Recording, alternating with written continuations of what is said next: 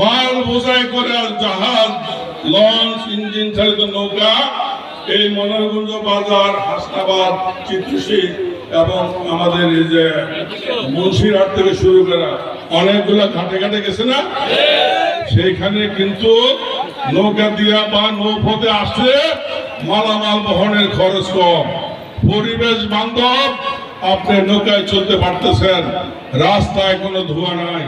ইনশাআল্লাহ আপনাদের ভোটে আমরা ক্ষমতায় আসলে আমরা সেই নৌপথ আবার চালু করব ইনশাআল্লাহ।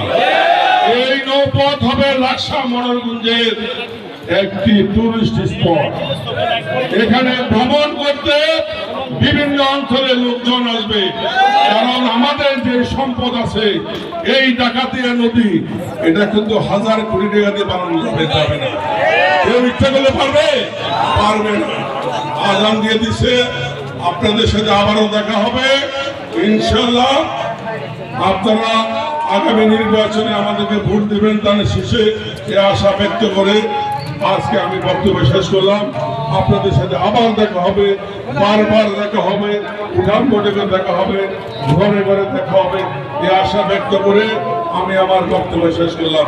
সবাইকে ধন্যবাদ। বাংলাদেশ জিন্দাবাদ, বাংলাদেশ জাতীয়তাবাদী দল জিন্দাবাদ, দেশনেত্রী বেগম খালেদা জিয়া জিন্দাবাদ, তারেক রহমান জিন্দাবাদ, শহীদ রাষ্ট্রপতি জিয়াউর রহমান।